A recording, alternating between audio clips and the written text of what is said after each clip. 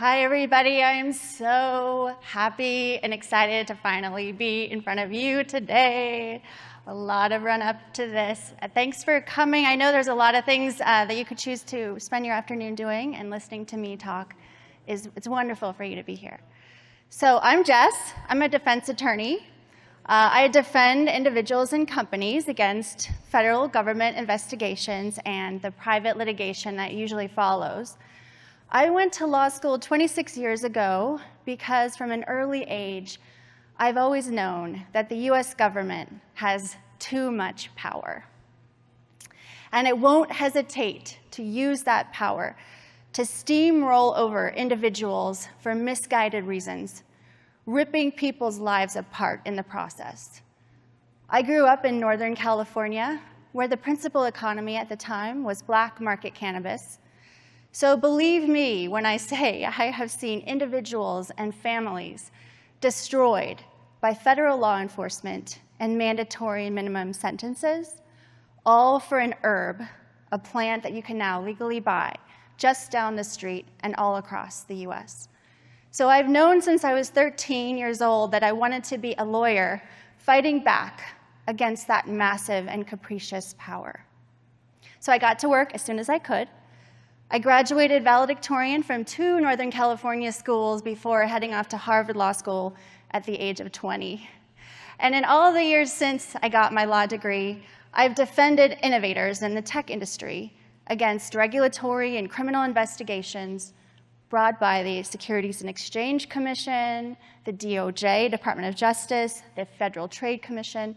And for the last 10+ years, I have focused specifically on defending information security professionals, including Chief Information Security Officers, CISOs, in SEC and DOJ investigations, beginning with the massive Yahoo investigation, continuing on to the Uber investigation, and many more to follow that.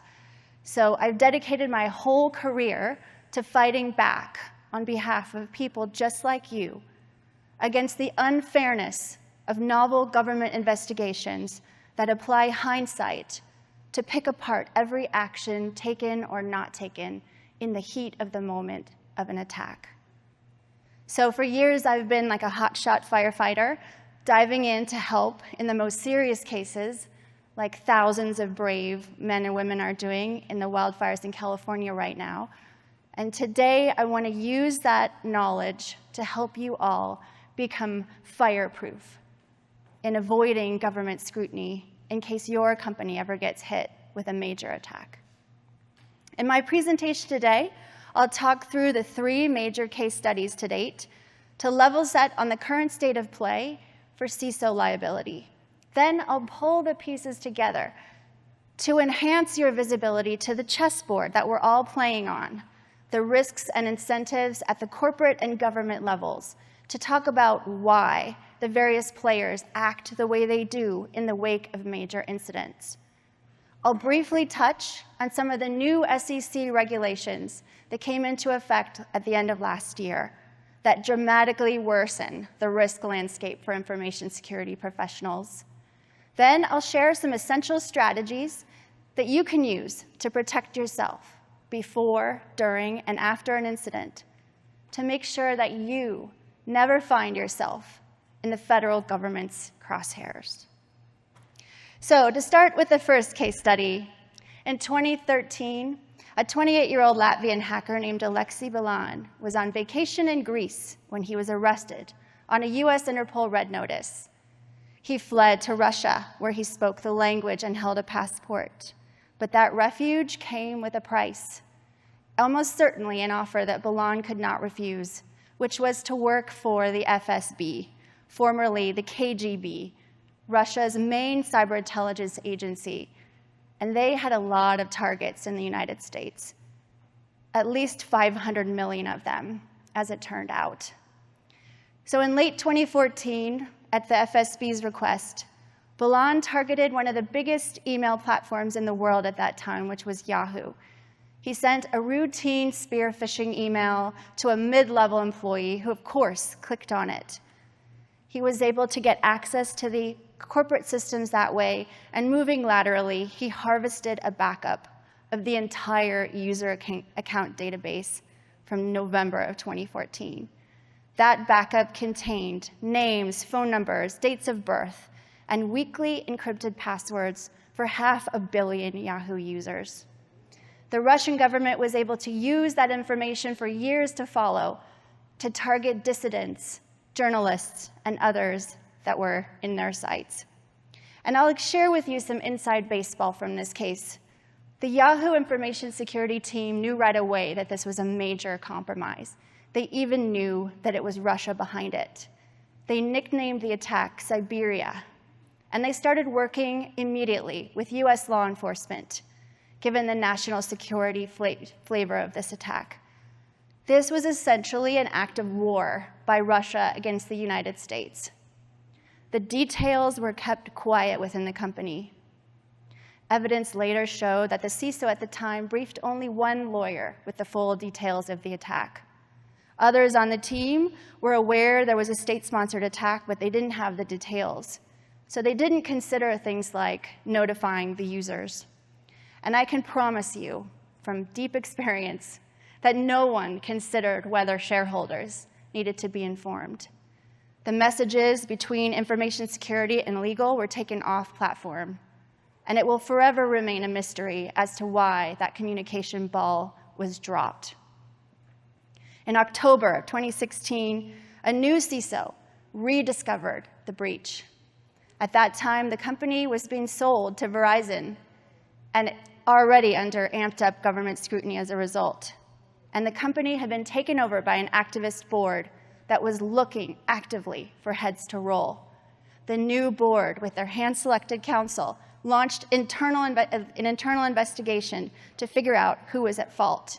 They cooperated with the government, and the government opened investigations as well, the Securities and Exchange Commission and the United States Attorney's Office. On October 1st of 2016, due to the critically high stakes for everyone involved, I was hired to represent all of the individuals that had any knowledge at all of the Siberia attack, all the way from the line-level incident response team all the way to the highest executives. Because the government of the US could not hope to get to the hackers at the FSB, instead they bagged a small-time hacker from Canada named Karim Baratov. The FSB had paid him to use stolen Yahoo credentials to hack 80 user accounts at Gmail. That's all he did. But the US government got the headline they wanted. He was called the Yahoo hacker, even though he was clearly not the lone gunman. He must have been successful enough as a hacker for hire, though, to afford a powder blue Lamborghini Huracan Performante. Clearly, I'm in the wrong profession. He was arrested and extradited to the US. And this is my favorite headline from this time. Just silly, really. The US seeks long jail term for Yahoo hacker sending message of deterrence to the FSB. I'm sure they were shaking in their combat boots as this poor Canadian kid was sent off to US prison for 5 years. And you can find out a lot more about Mr. Baratov's experience in US prison by reading his memoir, available on Amazon. As you can see, 27 people thought it was great. Ironically, at the exact same time that Baratov was being processed through the criminal justice system in my home city of San Francisco, I was taking my Yahoo clients one by one through the extensive security screening at the Southern District of New York's US Attorney's Office. Each one of them would sit for hours, sometimes days, of intensive interrogation by some of the nation's top criminal prosecutors and SEC enforcement attorneys. They were asked repeatedly, who knew what, and when did they know it? Years of messages they had sent were picked apart in minute detail. Eventually, the floodwaters receded. The criminal investigation wound down. I had successfully defended all of my people, but not before they were put through the ringer. I spent many late nights in the bizarrely purple-colored conference rooms on the Yahoo campus, comforting them as they cried. that shade of purple still gives me PTSD, and I bet it does them too. On the same day that Baratov was sentenced to 5 years in federal prison, the SEC fined Yahoo $35 million to resolve that investigation. The SEC's order blamed information security and legal collectively for failing to communicate and failing to follow up on red flags. I have heard it said many times in the years since that Yahoo deserved what it got, because after all, it was a major breach and users and the public were not told. But I want to ask instead for your empathy. Each of my clients were professionals acting in good faith, highly trained legal, information security, technologists, and executives. Mistakes were made, obviously, but no one intended a criminal cover-up. The industry talks a lot about Solarwinds being the first time that the federal government has brought an intentional securities fraud case against a CISO, and technically that's true. But even 8 years ago in Yahoo, our government wanted to bring an intentional securities fraud case, and they wanted to make it criminal if they could. I'll pause here to point out some lessons learned from Yahoo. Obviously, communication should not be allowed to break down the way they did, with information security and legal talking past each other. Preservation of communications is so important. The key messages were nowhere to be found when we desperately needed them years later. And corporate shifts. From one day to the next, you cannot control or predict who will be calling the shots at your company and what their agenda will be. While Yahoo was still going on, I was pulled into the Uber internal investigation for the breach there. I did not represent Joe Sullivan, but he has all of my sympathy for what he's still going through. So here's what happened there. November 2016, there were 2 young hackers, Vasil Mariaker from Toronto, 20 years old, Brandon Glover, 19, in his mom's basement in Florida.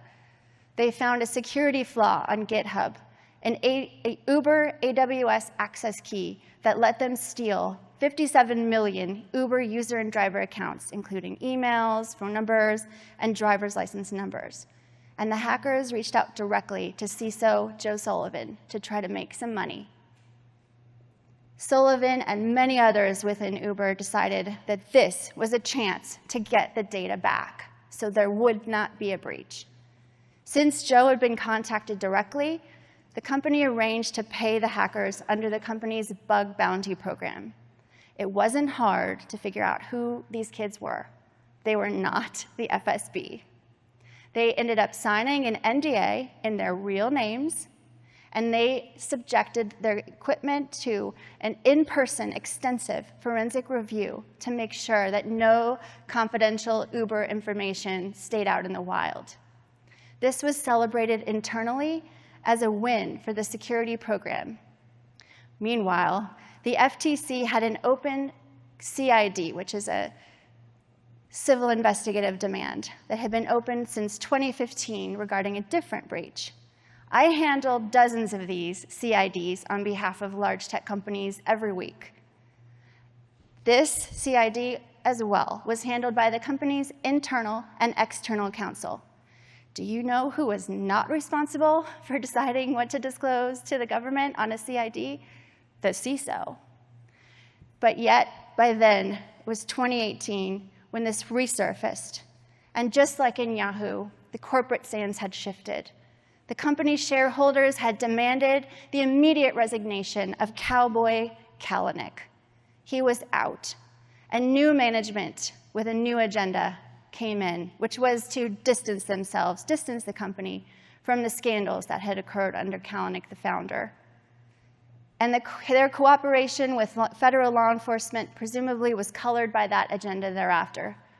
This is Dara Khosrowshahi, the current CEO of Uber, who represented the new face of the company, taking actions to clean up the culture. What resulted was a first-of-its-kind prosecution, and in 2022, Sullivan was convicted of obstruction of the FTC investigation, and of misprision of felony, which is a truly bullshit felony dating back to the 1500s, which is almost never enforced, meaning that if you're aware of a felony and you don't report it, you can also be guilty of a felony. He was sentenced to 3 years probation, and he's appealed to the Ninth Circuit.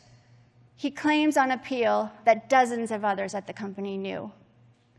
He says that 31 other people were aware of the payment being made to these young hackers and approved of the payment under the bug bounty system. And because this incident was comprehensively resolved in all of their view, it was not disclosed to the FTC. And it makes sense in a way, right? The FTC is one of the most aggressive regulators in the United States. Why open a big can of worms if it's resolved? I'm not suggesting that it's advisable to do that. In my later slides, I'll tell you how to avoid getting in that sort of trouble. But it's a little bit understandable. It's like being under tax audit, and you find a small related tax problem and you resolve it quickly. Do you call your auditor, your IRS auditor, and self-disclose? Maybe, maybe not. Meanwhile, the 2 guys who actually stole the data also were arrested and charged. They cooperated with the government against Sullivan in order to get lighter sentences. Brandon Glover is done with his 6 months of home confinement, and Vasile is surrendering for his 6 months in custody later this year. So they both could be at this conference right now. But we would never know that because their photos are nowhere to be found in the press. Instead, our friend Sullivan is plastered all over Google as a convicted felon. Again, we'll come back to this, but communication is key. If Sullivan had records of all of the communications that he had with legal and executives, the times that he informed Kalanick, the CEO, of what was going on and got his sign-off, if he especially had verbal communications, if he had records of those, it would have been a game changer for him. Again, the shifting corporate sands. The company that you thought you worked for overnight is a different company altogether. And ironically, this is a very recent headline just from last month about the AT&T breach where every single user call records were stolen 2 years ago, and they didn't disclose it. There, they apparently paid a 3 times bigger ransom to try to get the stolen data back. They did their forensic review by video. I don't know what the feds will do with this one, but if you're in AT&T information security and you get a call, you should probably give me a call too. Chapter 3, Solarwinds, probably should be called really the aftermath of Nobelium. Again, an episode in the Russia versus USA cyber war. After more than a year of clandestine and extremely sophisticated hacking, malware was injected into a patch that got sent out to tens of thousands of Solarwinds customers, unknowingly containing a backdoor that the threat actors used to get access to thousands of corporate networks, undetected for over a year. These are some of the victims, including the US government. And when there's a data incident this large, heads have to roll, right? Even where it's almost impossible to detect or defend. If you look at some of these victims, some of them are the most sophisticated tech companies in the world. FireEye, indisputably one of the best cybersecurity companies ever, was a victim and also suffered a very long period of undetected access by these threat actors. So how could CISO Tim Brown of Solarwinds and his staff of 2 people have none better? Yet, he is the only individual that's been charged by the Securities and Exchange Commission with intentional securities fraud. The federal court last month threw out a lot of the company statements that the SEC had alleged as being fraudulent in their 200-plus page complaint. It's now been narrowed, though, to just one 2017 security statement, which was marketing material sent to customers describing the company's cybersecurity practices. Solarwinds employees described it as aspirational. And I know this will be sickeningly familiar to many here. He was fighting the good fight internally, understaffed, under-resourced. The company always wants to tell a good story, to get more business, to get more money, to invest more in cybersecurity. And he fought to make these things actually true. But I dare say it was obvious to a lot of other people in the company, including the lawyers, that this was aspirational, because there is a raft of evidence that he told them exactly that. They had the role and the responsibility to change the statement that was made, but they did not. Brown is not only the only individual sued here, but he's been sued for intentional securities fraud under Securities and Exchange Act 10b-5. The recent order from the court has been touted incorrectly in the press. It was not a defense victory.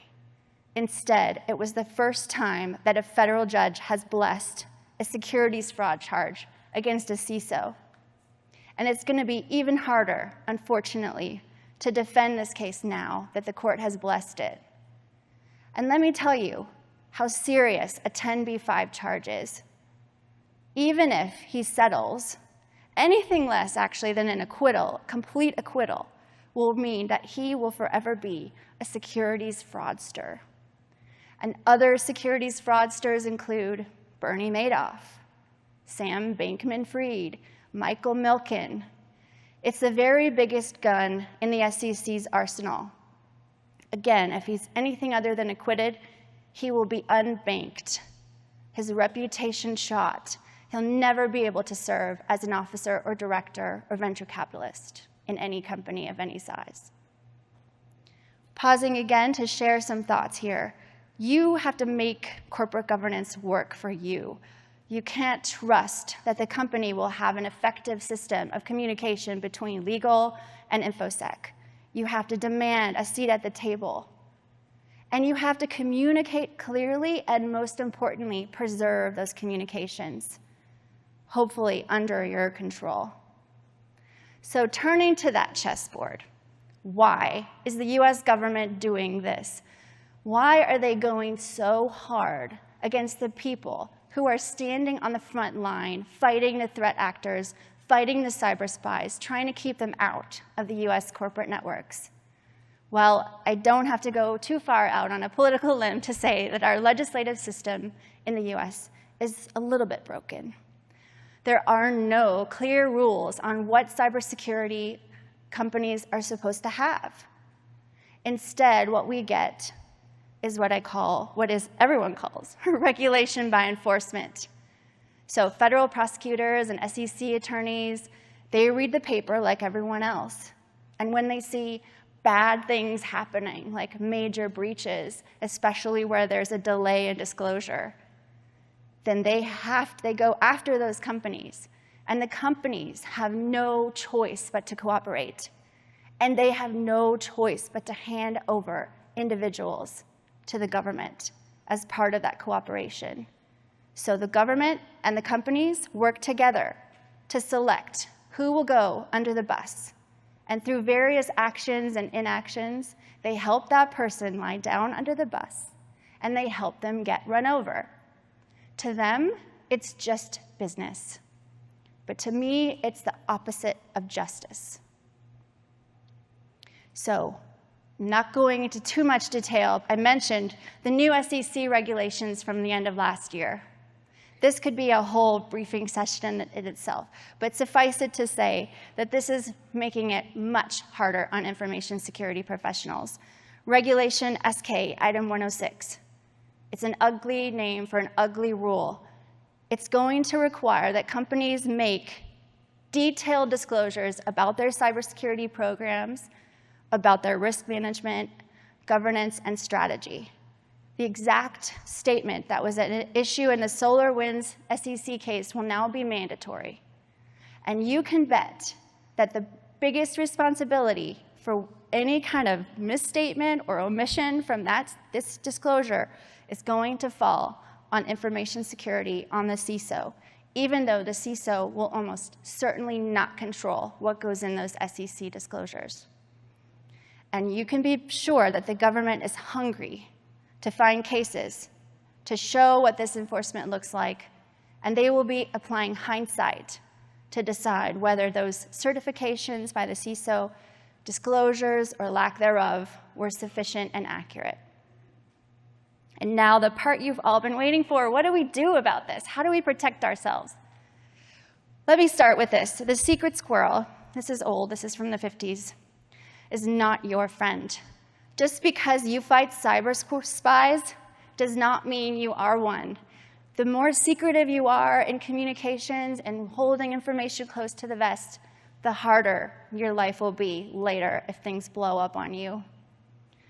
So the strategies, again, before an incident, you must insist on an effective reporting structure.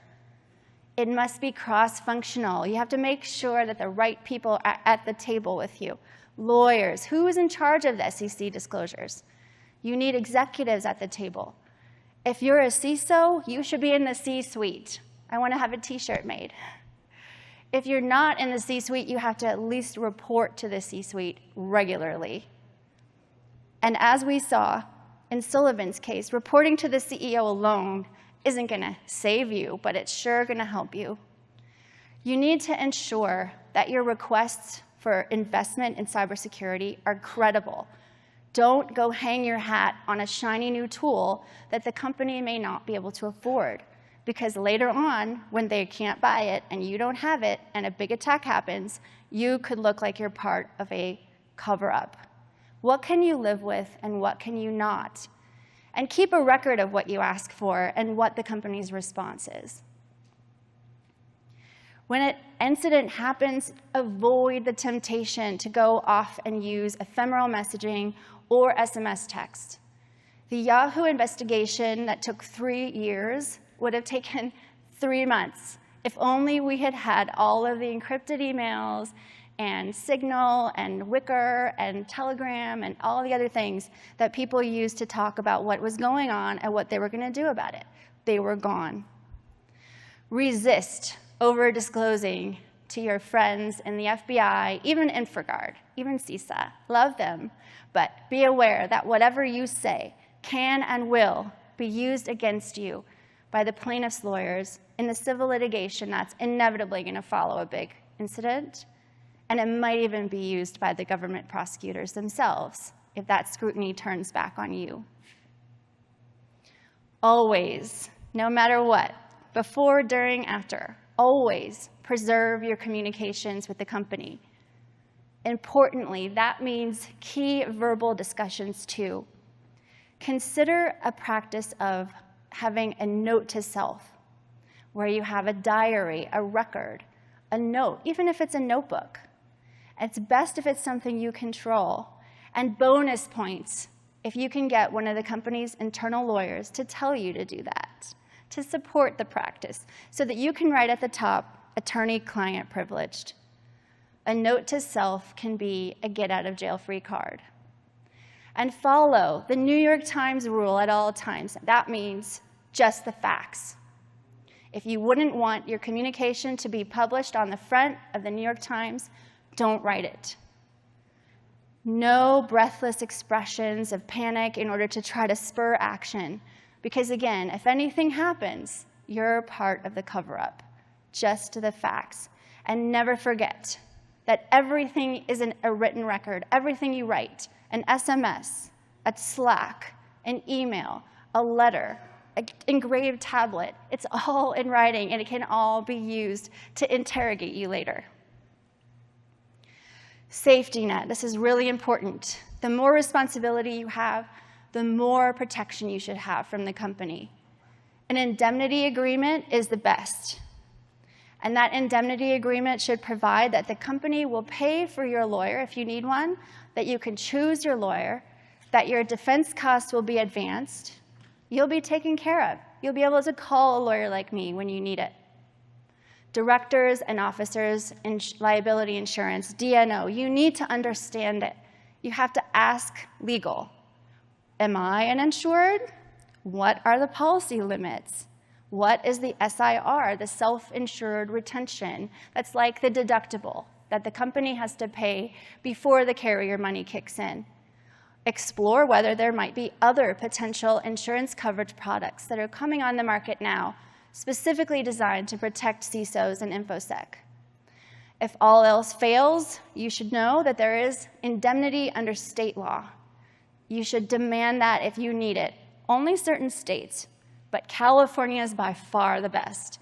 So if you have a chance to select California law in your employment contract, you should do it. And the red flags. If there's a major internal investigation, you know it when you see it, not a typical inquiry, but a big one, outside counsel, you should not answer questions in an interview without your own counsel by your side.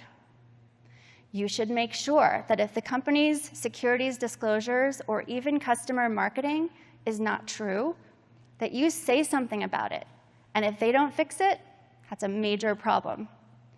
And you really need to be aware as well, when you come into a company new, whether or not there are any pending or ongoing government processes going on. That can be something like a deferred prosecution agreement, a non-prosecution agreement, a subpoena, an inquiry letter, a CID, a preservation letter.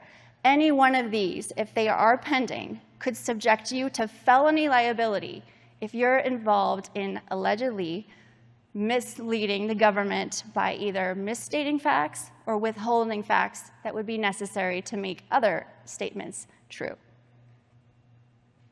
And finally, when the building's on fire, you have to exit. You have to call your friends, call a lawyer, preferably underprivileged, to get some guidance on what to do.